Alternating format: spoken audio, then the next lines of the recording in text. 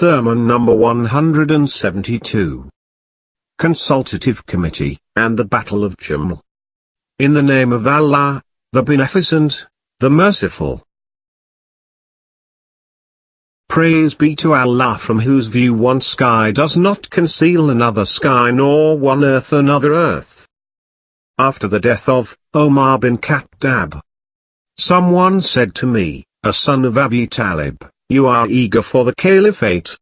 Then I told him, rather, you are, by Allah, more greedy, although more remote, while I am more suited as well as nearer. I have demanded it as my right, while you are intervening between me and it, and you are turning my face from it.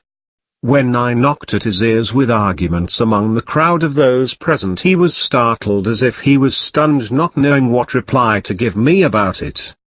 My Allah, I seek thy succor against the Quraysh, and those who are assisting them, because they are denying me the rights of kinship, have lowered my high position, and are united in opposing me in the matter of the caliphate, which is my right. And then they said, know that the rightful thing is that you have it, and also that you may leave it.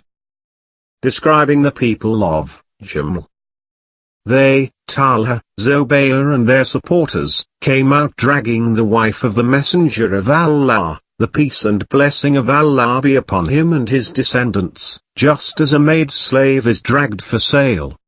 They took her to Basra, where those two, Talha and Zubayr, put their own women in their houses, but exposed the wife of the Messenger of Allah to themselves and to others in the army, in which there was not a single individual who had not offered me his obedience and sworn to me allegiance quite obediently, without any compulsion.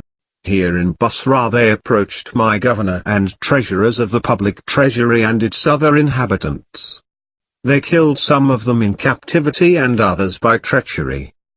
By Allah, even if they had willfully killed only one individual from among the Muslims without any fault, it would have been lawful for me to kill the whole of this army because they were present in it, but did not disagree with it nor prevented it by tongue or hand, not to say that they killed from among the Muslims a number equal to that with which they had marched on them.